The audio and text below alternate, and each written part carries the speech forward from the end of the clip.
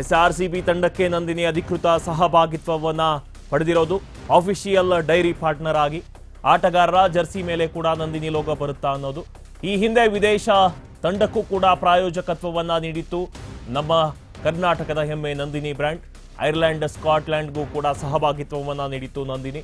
ಇದೀಗ IPL ಸ್ಥಳೀಯ ತಂಡಕ್ಕೆ ಪ್ರಾಯೋಜಕತ್ವವನ್ನ ನೀಡ್ತಾ ಇರೋದು. 2026 IPL ಟೂರ್ನಿಗೆ ಕೆಲವೇ ದಿನಗಳು ಬಾಕಿ ಉಳಿದಿವೆ. ಮೊದಲ ಪಂದ್ಯದಲ್ಲಿ RCB ವರ್ಸಸ್ SRH ಅಂದ್ರೆ ಸನ್ರೈಸರ್ಸ್ ಹೈದರಾಬಾದ್ ಜೊತೆ ಪಂದ್ಯ ಕೂಡ ನಡೀತಾ ಇದೆ.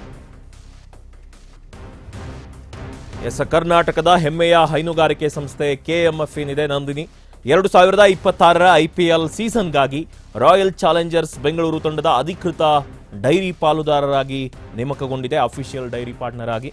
ಒಪ್ಪಂದದ ವಿವರಗಳನ್ನು ನಾವು ನೋಡೋದಾದ್ರೆ, ಈ ಪ್ರಾಯೋಜಕತ್ವಕ್ಕಾಗಿ ಕರ್ನಾಟಕ ಹಾಲು ಮಹಾಮಂಡಳಿ ಏನಿದೆ KMF ಸುಮಾರು 4.80 ಕೋಟಿ ಮೊತ್ತವನ್ನು ವ್ಯಯಿಸಿದೆ.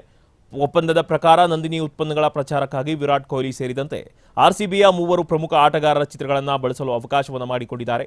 ಇನ್ನು IPLನ ವೇದಿಕೆಯ ಮೂಲಕ ನಂದಿನಿ ಬ್ರ್ಯಾಂಡ್ ಅನ್ನು ರಾಷ್ಟ್ರ ಮಟ್ಟದಲ್ಲಿ ಮತ್ತು ಅಂತಾರಾಷ್ಟ್ರೀಯ ಮಟ್ಟದ ಮತ್ತಷ್ಟು ವಿಸ್ತರಿಸುವ ಉದ್ದೇಶವನ್ನು ಕೂಡ KMF ಹೊಂದಿದೆ. ಕಳೆದ ಸೀಸನ್ನಲ್ಲಿ ಅಮೂಲ್ ತಂಡ ಪ್ರಾಯೋಜಕತ್ವವನ್ನು ವಹಿಸಿತ್ತು. ಆದರೆ ಈ ಬಾರಿ ಸ್ಥಳೀಯ ಬ್ರ್ಯಾಂಡ್ ಆದಂತಹ ನಂದಿನಿ ಆ ಸ್ಥಾನವನ್ನು ಪಡೆದಿರೋದು ಕನ್ನಡಿಗರಲ್ಲಿ ಹರ್ಷವನ್ನು ಕೂಡ ತಂದಿರೋದು.